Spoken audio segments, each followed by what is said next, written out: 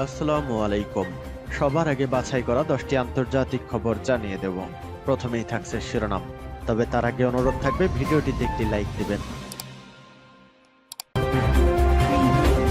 জানিয়ে দিব হাতে থাকা সর্বশেষ আপডেট আন্তর্জাতিক সংবাদ। প্রথমেই সংবাদ শিরোনাম, হাজার হাজার সৈন্য প্রত্যাহারের ঘোষণা, গাজা যুদ্ধে হেরে যাচ্ছে ইসরায়েল।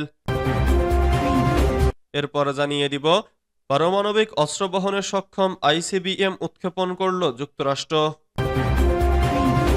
এদিকে 665 ফিলিস্তিনির লাশ আটকে রাখল ইসরায়েল। আরও জানিয়ে দিব ইসরায়েলি বন্দরে ক্ষেপণাস্ত্র হামলা ইরাকি প্রতিরোধ গোষ্ঠীর, বলছে রিপোর্ট। সর্বশেষ জানিয়ে দিব আবারও ফিলিস্তিনিদের গাজা ছেড়ে চলে যেতে বললেন ইসরায়েলি মন্ত্রী। এতক্ষণ শুনছিলেন সংবাদ শিরোনাম, এবারে বিস্তারিত।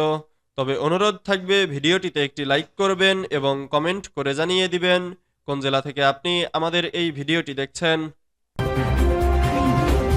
হাজার হাজার সৈন্য প্রত্যাহারের ঘোষণা, গাজা যুদ্ধে হেরে যাচ্ছে ইসরায়েল। টানা প্রায় 3 মাস ধরে ফিলিস্তিনের গাজা উপত্যকায় নির্বিচারে হামলা চালাচ্ছে ইসরায়েল। গত 7 অক্টোবর বিমান হামলার মধ্য দিয়ে এই বর্বর আগ্রাসন শুরু হয়। এরপর 28 অক্টোবর শুরু হয় স্থল অভিযান। দীর্ঘ এই যুদ্ধে ইসরায়েলি বাহিনীর হামলায় নিহত হয়েছে প্রায় 22,000 ফিলিস্তিনি। এর মধ্যে প্রায় 70% নারী ও শিশু। এছাড়া আহত হয়েছে 56,000-এর বেশি ফিলিস্তিনি। গত 7 অক্টোবর কঠোর নিরাপত্তা বলয় ভেঙে সীমান্ত পেরিয়ে ইসরায়েলের অভ্যন্তরে অতর্কিত হামলা চালায় ফিলিস্তিনের স্বাধীনতাকামী গোষ্ঠী হামাস। সে সময় তারা 1139 ইসরায়েলি ও বিভিন্ন দেশের নাগরিককে হত্যা করে। জিম্মি করে নিয়ে আসে 240 জনের বেশি ইসরায়েলি ও বিভিন্ন দেশের নাগরিককে। ওই দিন থেকেই গাজা উপত্যকায় প্রতিশোধমূলক হামলা চালায় ইসরায়েল। ইহুদিবাদী রাষ্ট্রটি ঘোষণা দেয় হামাসকে নির্মূল করা ও জিম্মিদের উদ্ধার করা এই যুদ্ধের মূল লক্ষ্য। তবে দীর্ঘ 3 মাস পর বাস্তবতা দেখা যাচ্ছে ভিন্ন। দীর্ঘ সময় যুদ্ধ করেও কোনো জিম্মিকে জীবিত উদ্ধার করতে ব্যর্থ হয়েছে ইসরায়েলি বাহিনী। শুধু তাই নয়, হামাসকে নির্মূল করতে গেলেও সেখানে এখনও ভীষণ প্রতিরোধের মুখে পড়তে হচ্ছে তাদের। দীর্ঘ সময় যুদ্ধ করার পর হামাসকে নির্মূল করতে পারেনি ইসরায়েলি বাহিনী। যদিও তাদের দাবি হামাসের সামরিক সক্ষমতা ভেঙে দেওয়া হয়েছে, তবে ইংরেজি নতুন বছরের প্রথম প্রহরে তেল আবিব সহ ইসরায়েলের বিভিন্ন শহর লক্ষ্য করে হামাসের রকেট নিক্ষেপের চিত্র বলছে ভিন্ন কথা। দীর্ঘদিন যুদ্ধ করার পরেও হামাসের এই সক্ষমতা ভাবিয়ে তুলছে অনেককেই। পারমাণবিক অস্ত্র বহনে সক্ষম আইসিবিএম উৎক্ষেপণ করল যুক্তরাষ্ট্র। পরমাণু ওয়ারহেড বহনে সক্ষম নিরস্ত্র একটি আন্তঃমহাদেশীয় ব্যালিস্টিক ক্ষেপণাস্ত্রের পরীক্ষা চালিয়েছে মার্কিন সামরিক বাহিনী। প্রেসিডেন্ট ডোনাল্ড ট্রাম্পের বর্তমান শাসনামলে এ ধরনের পরীক্ষা এটি প্রথম। মার্কিন বিমান বাহিনী জানিয়েছে গতকাল বুধবার ক্যালিফোর্নিয়ার ভ্যান্ডেনবার্গ স্পেস ফোর্স ঘাঁটি থেকে ক্ষেপণাস্ত্রটি উৎক্ষেপণ করা হয়।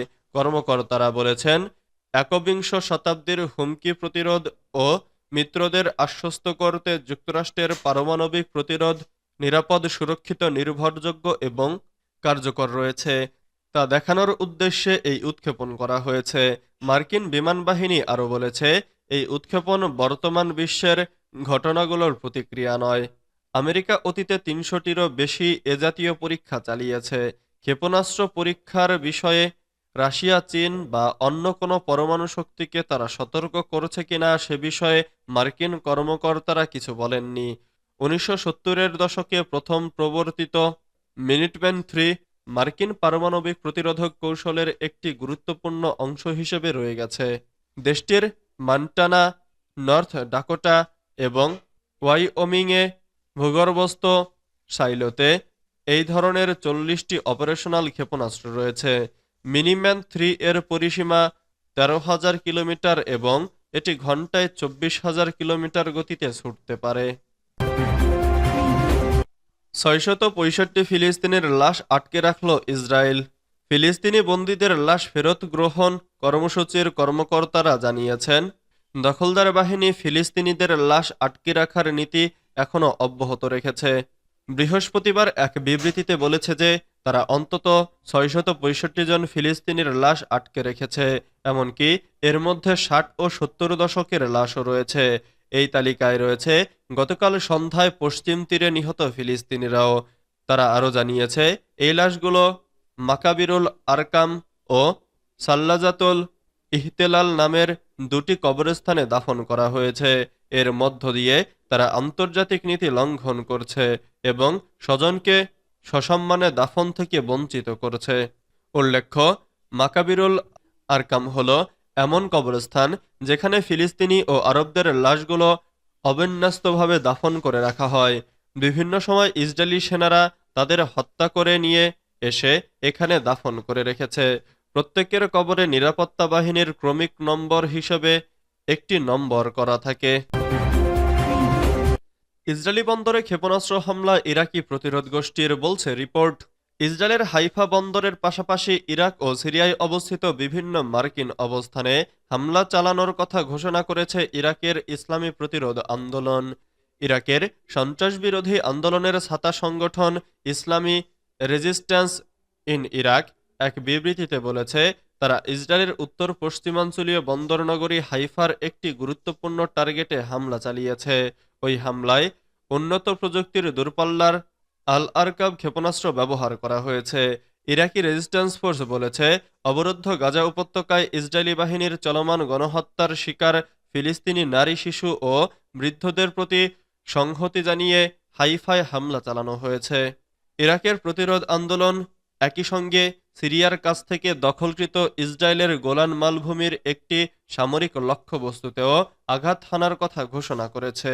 এ ধরনের হামলা ভবিষ্যতে অব্যাহত থাকবে বলেও প্রত্যাশা জানিয়েছে ইরাকের প্রতিরোধ আন্দোলন। গোলানে হামলা চালানোর আগে ইরাকের প্রতিরোধ আন্দোলন সিরিয়ার উত্তর পূর্বাঞ্চলীয় হাসাকাহ শহরে দখলদার মার্কিন সেনাদের কাশরাক ঘাঁটিতে ড্রোন হামলা চালায়।